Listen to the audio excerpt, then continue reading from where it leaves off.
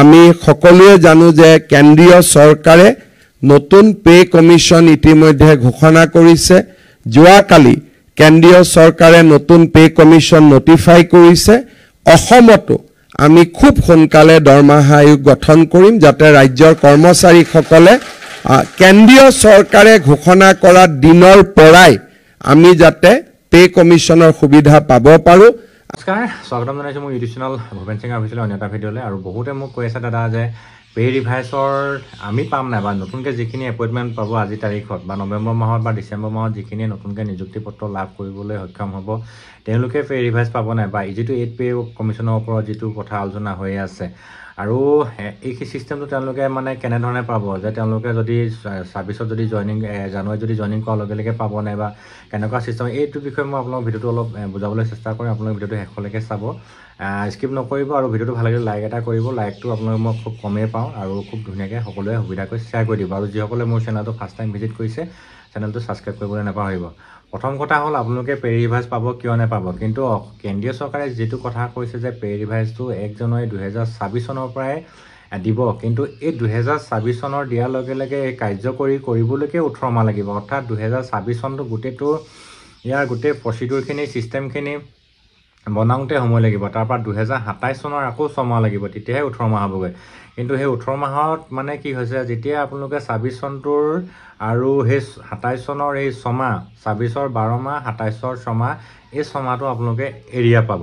Area মানে কি, এটা বকেয়া ধন পাব, যাক আমি বকেয়া ধন বুলি কওঁ। সেই বকেয়া পাব। সেই বকেয়া ধনটোৰ আগত মানে আজি তাৰিখত আমাক CM ছাৰে কি কয় কিস্তি হিচাপে দিয়ে, মাহে মাহে দিয়ে। এইটো এটা নতুন নিয়ম উলিয়াইছে। যেনেকৈ আমি বেংকত EMI কিস্তিকৈ দি আছোঁ, ঠিক তেনেকুৱা চিষ্টেমো কৰিব পাৰে CM ছাৰে। হয়তো কেছ পইচাও দিব পাৰে, সেইটো CM ছাৰৰ ওপৰত কথা। কিন্তু আপোনালোকেও নিশ্চয় এই পে ৰিভাইজৰ পইচাটো পাব, সেইটো চিন্তা কৰিবলৈ নালাগে।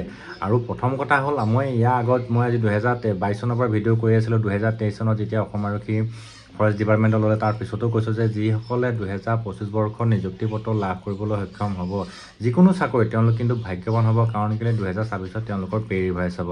আৰু সেইটো এটা গল্ডেন চান্স। আপোনালোকে একদম খুব লাকি পাৰ্চন যে আপোনালোকে চাকৰি সোমাই আপোনালোকৰ দৰমহা মানে বেছি শতাংশ পাব। য'ত নেকি আজি আপোনালোকৰ তাৰিখত কিমান হ'ব সেইটো কৈ দিব পৰা নাযায়।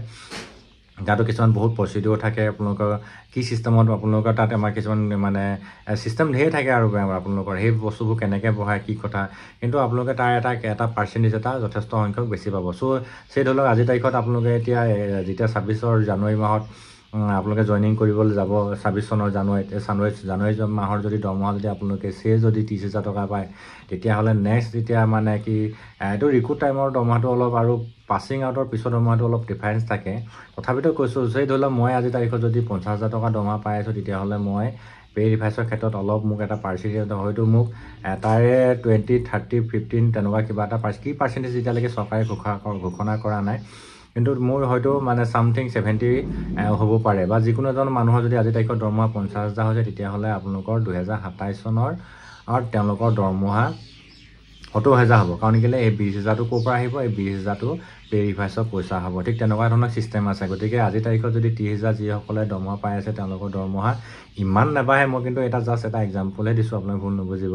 তো তেওঁলোকৰ দৰমহা কৈছে 30,000 পৰা হয়তো 15,000, 12,000, 25,000 টকা বা তেনেকৈ বাঢ়ি পিনি হয়তো তেওঁলোকৰ 30,000 টকাৰ ঠাইত 45,000 হ'ব বা 27 চনত বা 40,000 তেনেকুৱা এটা হ'ব। গতিকে আপোনালোকে আজি যিখিনি 26 চনত যিসকলে বা এতিয়া 25ত যি নৱেম্বৰ ডিচেম্বৰ মাহত যিসকলে নিযুক্তি পাব, তেওঁলোকেও পে ৰিভাইজ পাবলৈ সক্ষম হ'ব। কোনো চিন্তা কৰিব নালাগে। আপোনালোকে চৰকাৰৰ পইচা এটকাও বেছি কাকো নিদিয়ে আৰু এটকা বেছি কমকৈ তেওঁলোকে নলয়, যিয়ে নহওক। এইখিনি চিষ্টেম আপোনালোকে নিশ্চয় বুজি পালে ভিডিঅ'টোত, যে আপোনালোকৰ বহুত লাকি পাৰ্চন আপোনালোক যে সোমাই আপোনালোকে দৰমহা বহুত পাব।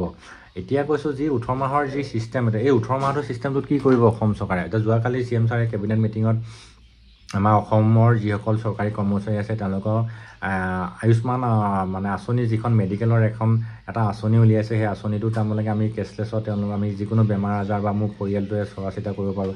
এইটো এটা খুব ভাল হৈ যে আমি বহুত দিনৰ পৰা আশা কৰি আছিলোঁ। আজি আমাৰ 15 বছৰ চাকৰি হৈ গ'ল। গতিকে এনেকুৱা চিষ্টেম আগত নাছিলে। এইবাৰ CM ছাৰ হিমন্ত বিশ্ব শৰ্মা ছাৰে কৰি দিছে চৰকাৰী কৰ্মচাৰীসকলে। এইটো এটা খুব ভাল পদক্ষেপ। গতিকে এইবিলাকৰ সুবিধা আপোনালোকেও লাভ কৰিবলৈ সক্ষম হ'ব। আৰু এই আঁচনিখনত কি হ'ব মই নেক্সট ভিডিঅ'ত আপোনালোকে জনাম। গতিকে মোৰ চেনেলটো ছাবস্ক্ৰাইব কৰিবলৈ নাপাহৰিব। তাৰপিছতে এই আঁচনিখনৰ আৰু লগতে তেখেতে CM ছাৰে আৰু আমাৰ পে ৰিভাইজৰ কথাটো ধুনীয়াকৈ কৈ দিছে যে কেন্দ্ৰীয় চৰকাৰৰ যিহেতু 8ম আয়োগৰ প্ৰতিবেদন ধুনীয়াকৈ চূড়ান্ত কৰিছে বা গঠন কৰিছে অসমতো তেনেকৈ 8 পে কমিশ্যনৰ মানে কি কয় আয়োগ গঠন কৰিব আৰু সেই আয়োগে তেওঁলোকক অসম চৰকাৰক দাখিল কৰিব প্ৰতিবেদন সেই প্ৰতিবেদন কি লিখে তেতিয়াহে গম পাম যে কাক কেনেকৈ কি ফাৰ্ষ্ট গ্ৰেডক কিমান দিয়ে ছেকেণ্ড গ্ৰেডৰ কৰ্মচাৰী কিমান দিয়ে থাৰ্ড গ্ৰেডৰ কৰ্মচাৰী কিমান দিয়ে তেতিয়া আমি গম পাম নিশ্চয় কথাখিনি বুজি পাইছে আপোনালোকে চিষ্টেমটো তেনেকুৱা ধৰণৰ হ'ব গতিকে এই প্ৰচিডিঅ' এই গোটেইখিনি কামখিনি কৰোঁতে আপোনালোকৰ সময় আহি তেওঁলোকে 18 মাহ সময় লৈছে কেন্দ্ৰীয় চৰকাৰে গতিকে আমাৰ অসমৰতো ঠিক তেনেকৈ 18 মাহৰ প্ৰয়োজন হ'ব কিন্তু সেই 2026 চনৰ 1 জানুৱাৰীৰ পৰা যিহেতু পে ৰিভাইজ আৰু দৰমহাটো দিয়াৰ কথা কৈছে গতিকে আমি সেই 27 চনৰ 6 মাহৰ পিছৰ সেই 27 চনৰ 6 মাহ আৰু 26 চনৰ 12 মাহ 1218 মাহটো আমি এৰিয়া পইচা যদি চৰকাৰে দিয়ে তেতিয়া আমি লাভ কৰিবলৈ সক্ষম হ'ম গতিকে কথাখিনি নিশ্চয় বুজি পাইছে গতিকে আপোনালোকেও এই গোটেই পইচা পাব আপোনালোকে খুব ভালকৈ আপোনালোকে চৰকাৰী যি আপোনালোকক দায়িত্ব দিয়ে কৰ্তব্য দিয়ে সেইখিনি নিষ্ঠা সহকাৰে পালন কৰিব নিশ্চয় আপোনালোকেও লাভ হ'ব তাৰ উপৰি যথেষ্ট কিছুমান চৰকাৰী কৰ্মচাৰী লাভালাভ আছে সেইখিনি কি আছে আপোনালোকে মই নেক্সট ভিডিঅ'ত ধুনীয়াকৈ বুজাবলৈ চেষ্টা কৰিম চ' চেনেলটো পুনৰ কৈছোঁ ছাবস্ক্ৰাইব কৰি ৰাখিব তো ইয়াৰ ক্ষেত্ৰত কিবা যদি বুজিবলৈ অসুবিধা থাকে নিশ্চয় মোক কমেণ্ট কৰিব মই আপোনালোকক দিবলৈ চেষ্টা কৰিম সকলো ভালে থাকক ধন্যবাদ